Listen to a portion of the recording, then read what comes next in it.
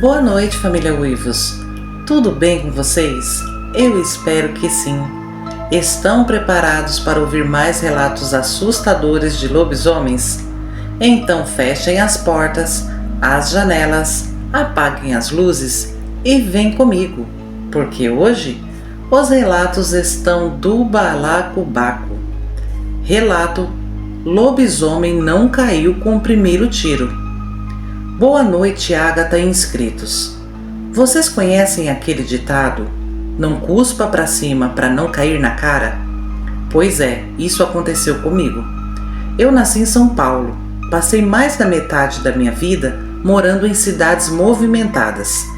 E sempre que eu tirava férias, ia visitar os parentes da minha mãe, que moram no interior de Minas. Sempre gostei daquele clima calmo interiorano. Mas toda vez que eu ia para lá, ouvia muitas histórias de lobisomens. Eu achava um tremendo exagero, para não dizer mentira. Só que anos depois, me apareceu uma oportunidade de trabalho, com um ótimo salário, e justamente no interior de Minas.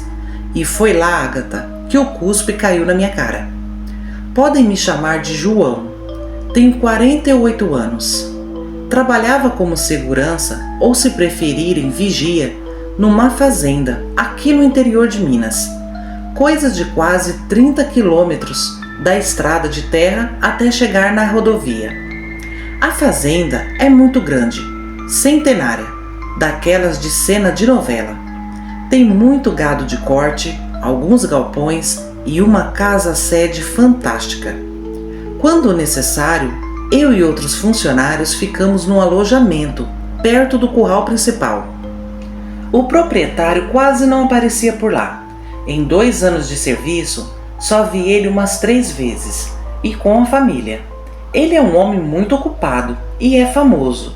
Quem assiste novela, com certeza já viu ele em vários papéis, principalmente papel de peão de fazenda. É só o que eu posso falar sobre ele. Bom, assim que comecei a trabalhar naquela fazenda, o gerente me falou de uma regra, algo meio velado, que ninguém comentava, mas todo mundo cumpria. Em épocas de lua cheia ou quaresma, precisávamos trocar as armas e munições. Eu nunca perguntei o motivo, porque pelas datas logo deduzi que seria por causa de lobisomens. Eu pensava comigo mesmo: meu Deus, esse povo caipira leva essas crendices muito a sério. Eles acreditam mesmo nessas lendas? Olha, Ágata, eu sempre cumpri aquelas regras, mas por dentro eu morria de rir. Achava que aquelas pessoas eram ignorantes. Até que veio a primeira noite estranha. Era lua cheia. Percebi que os outros seguranças estavam mais atentos, mais observadores. Por volta das 2 da manhã, os cachorros começaram a fazer muito barulho. Não era latido comum, era ganido, medo puro. Então peguei minha arma e conferi a munição. Logo depois eu fui até o curral. O gado estava alvoroçado, não correndo, mas espremido e agitado. Parecia que algo estava rondando por fora da cerca. Aí eu senti um cheiro horroroso, que não fazia parte do curral.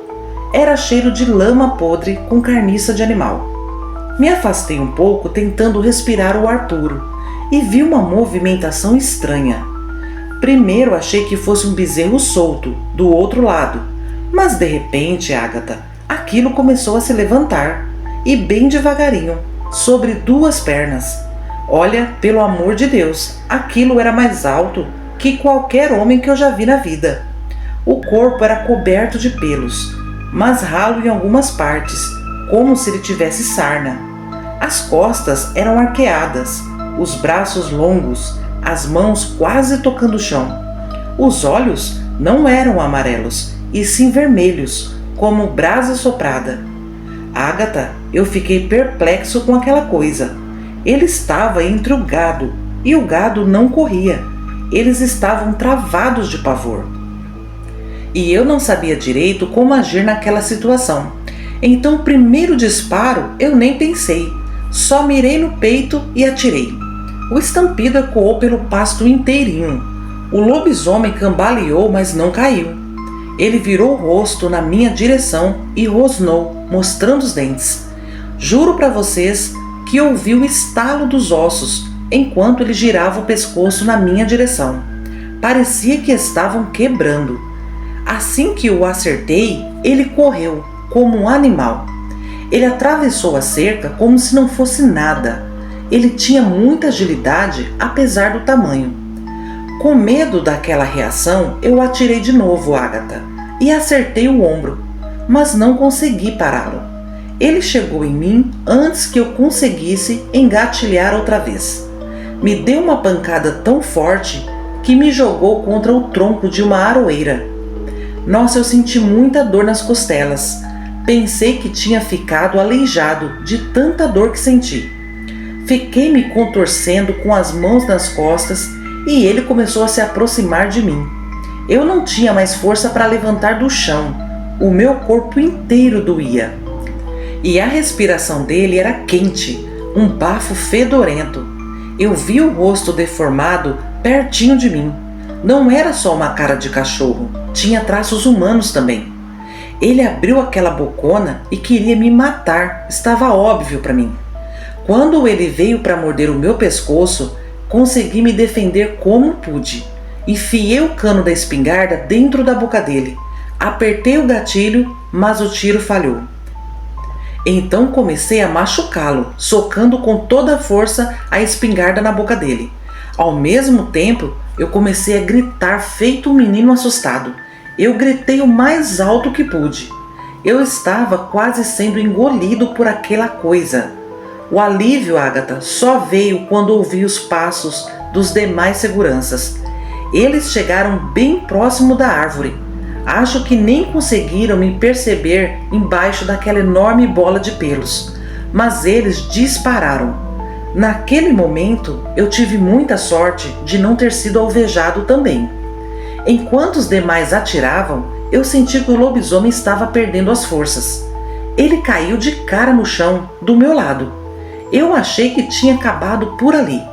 Estava ofegante e pedindo para me tirarem do chão. Foi quando o corpo daquilo começou a se mexer de novo, e os ossos começaram a estalar, um atrás do outro. Ficamos olhando aquela situação sem entender nada. O lobisomem estava encolhendo, diminuindo. Era surreal aquela cena. Ele estava voltando a ser humano. Quando terminou, não tinha mais lobisomem, Agatha. Tinha um homem, nu e ensanguentado. E todos nós reconhecemos. Era um amigo íntimo do proprietário da fazenda. Esse cara era muito rico. Quando ia para lá, chegava de helicóptero. Ficamos sem saber o que fazer e como explicar tudo aquilo ao gerente e ao dono da fazenda. Estávamos lascados. Então ligamos imediatamente para o gerente, que estava em casa na cidade, e explicamos o que tinha acontecido. Ele ficou nitidamente nervoso e desconcertado. Pediu para nós não mexer em nada, que ele ia resolver tudo. Achei estranha aquela atitude, mas também eu estava tão machucado e desnorteado que parecia um alívio não ter que lidar com o corpo. Fui me arrastando para o alojamento e por lá mesmo fiquei. A noite, Agatha, demorou a passar, viu? Nada do gerente chegar. Um segurança ou outro ia lá no alojamento me dar notícias e ver se eu estava bem, até que amanheceu. Aí o que ninguém esperava aconteceu. Na manhã seguinte, o patrão chegou antes mesmo do sol nascer. Não perguntou nada para mim, não falou nada comigo. Só olhou o corpo, suspirou fundo e mandou chamar 2 homens da confiança dele, e que até então eu nunca tinha visto eles na fazenda. Recolheram o corpo na caminhonete e saíram da fazenda em silêncio. Agatha, foi tudo muito estranho, porque nem perguntaram como aquilo tinha acontecido. Ao meu entender, o proprietário já sabia o que tinha acontecido. Bom, depois que tiraram o cara de lá, o proprietário voltou para a cidade e o gerente veio falar comigo. Disse-me que acidentes aconteciam e que foi uma surpresa para todos. E para o nosso bem, ninguém tinha visto nada. Era para fingir que nada aconteceu. Bom, Logo em seguida eu recebi férias de 30 dias. Quando eu retornei ao serviço, estava tudo normal, ninguém comentava nada. Eu continuei trabalhando lá por mais um mês e depois fui despedido. Só que agora, Agatha, eu sei que nem tudo é lenda. O lobisomem é real, de carne e osso. Quase tive a vida ceifada por um maldito pactuado. Desde então eu não abro mão de trabalhar com boas armas e boas munições, pois não é qualquer bala que derruba um lobisomem. Era esse o relato que eu gostaria de compartilhar no seu canal. Teve mais detalhes, mas infelizmente eu não posso revelar. Enfim, amigos, levem a sério o tal do lobisomem, porque se ele tiver a oportunidade de atacar, ele vai atacar. Boa noite a todos. Relato: lobisomem quase entrou pela porta. Olá, Agatha e amigos. Irei contar aqui minha experiência com o lobisomem. Isso aconteceu em Exu, no Pernambuco. Há mais ou menos uns 35 anos, se não me falha a memória. Na época, moravam na mesma casa eu, minha mãe, minha tia e meu primo. Essa casa era muito simples. Havia sido dos meus avós, que ao falecer deixaram para as duas filhas. O quintal era de terra batida e tinha uma cerca bem baixinha e um pé de umbu no fundo. Naquela época, Agatha, era comum a minha mãe e minha tia saírem para os forrós no sábado à noite. Era forró, vaquejada, aniversários, e deixava eu e meu primo dormindo. Nós dois tínhamos entre 12 e 13 anos. Bom, na verdade, a gente fingia que estava dormindo. Depois que elas saíam, ficávamos conversando até o sono chegar. Mas naquela noite do ocorrido, acabamos dormindo cedo. E eu acordei de repente. Acordei sonolento e assustado, pois ouvi uns passos estranhos. E não parecia de gente, eram pesados e arrastados, e estava no nosso quintal. Eu pensei que fosse a minha mãe chegando e querendo nos assustar, mas ninguém chegava pelo fundo da casa. Aí, Agatha, veio o primeiro arranhão na porta da cozinha. Foi tão forte e alto que pensei que tinha rasgado a madeira. A casa inteira vibrou. Eu dei um pulo da cama na mesma hora. O meu primo também acordou apavorado e me perguntando o que era aquilo, mas nem eu sabia o que era. Ficamos quietinhos no escuro, só ouvindo os barulhos e tremendo de medo. Aí veio outro arranhão mais forte. A porta começou a balançar, querendo se soltar do batente. Um cheiro muito ruim invadiu a casa. Nos encolhemos ao lado do guarda-roupa e ficamos tremendo de medo. Eu me lembro com clareza, Agatha, do pavor que eu senti. Eu já sabia que era alguma coisa ruim querendo nos pegar. Agatha, um dos momentos mais apavorantes foi o som de respiração forte, puxando o ar como se estivesse tentando sentir o nosso cheiro por debaixo da porta. Parecia que aquilo sabia que estávamos sozinhos. Eu comecei a chorar, não vou mentir, sem fazer barulho, claro, com as mãos na boca. O meu primo segurava o meu braço com tanta força que doía. O lobisomem tentou entrar várias vezes, sacudindo a maçaneta. A cada barulho, a casa sacudia e meu coração disparava. A porta levou uma pancada tão forte que o batente estalou. E logo em seguida, Agatha, veio o som dos passos no chão da cozinha. Eu tive coragem de ir de pontinha de pé até a porta do quarto e olhar para lá. E vi aquela coisa dentro da nossa casa. Foi a coisa mais assustadora e perturbadora que já vi na vida. Ele estava de lado, era muito alto, farejava o ar e era coberto de pelos escuros, as pernas dobradas para trás como de cachorro. O focinho era longo e os olhos amarelos escuros. Agatha, a única coisa que eu pensei foi em gritar e sair correndo, pois o lobisomem começou a vir na direção do quarto. Eu fiz a primeira coisa que me passou pela cabeça. Abri a janela do quarto rapidamente e pulamos para o quintal, gritando socorro e procurando algum lugar escuro e seguro para se esconder. Gritamos muito, mas muito mesmo. e o lobisomem continuava dentro de casa, talvez nos caçando.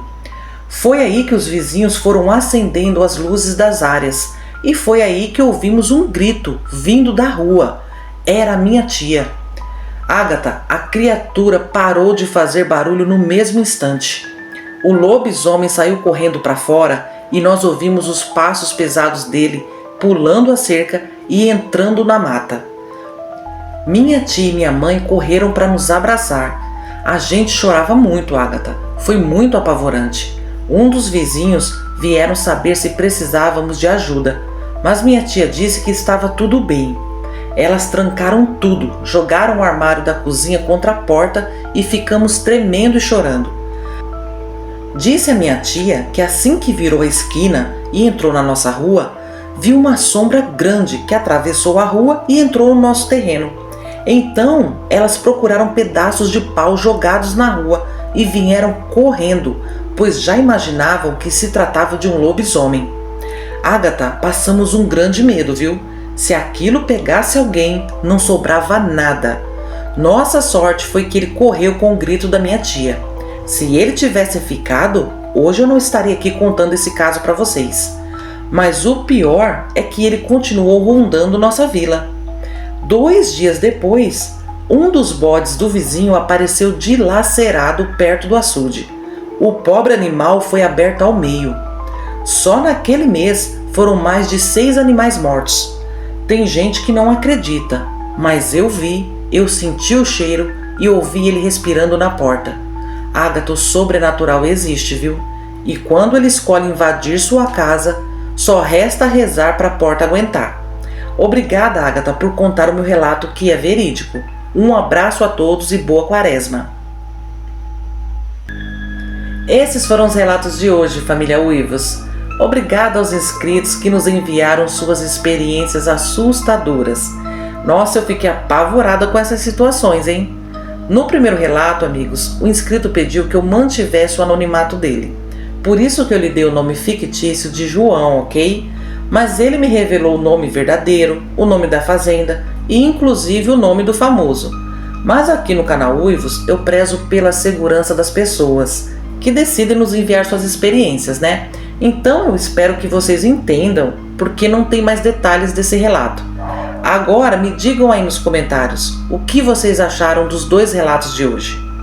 Bom, para fechar essa primeira semana de quaresma, vai um salve especial para Francisco Oliveira, Elisandra Cruz, Karina Alves, Sofia, Verdades Inconvenientes, Andy, Dani Ribeiro, Milena Moura, Maria Fernanda, Cantinho da Ed, Beatriz Reis, José Carlos, Gessiano Alves, Patrícia Pereira, Jailton Silva, Claudionir Gonçalves, Sandra Araújo, Florinda Dias, Carlos Marques, Miriam Abade, Bárbara Dias, Eliezer Gonçalves, Bárbara Cristina Araújo, Maria de Fátima Soares, João Passoni, Nilce do Lago, Severina Barbosa, Jonas Luiz, Guilherme Martins, Valdileia Noronha, Carla Aparecida Bueno, Vanessa Pereira da Silva, Júnior Martins, Ângelo Augusto da Silva, Alziro Pontes, Arlete de Freitas, Rosimeire Ramos, Iraci Souto, Suzane Palim, Patrícia Costa, Tânia Tomico, Marcelo Stradman,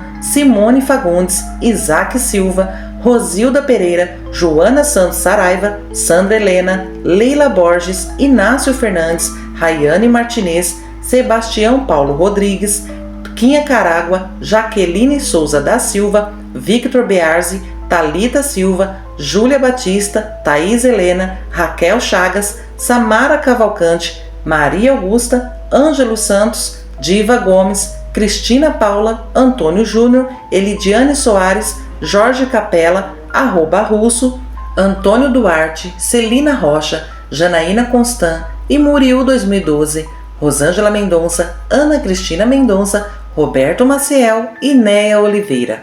Família, eu quero pedir perdão para vocês pelos barulhos externos.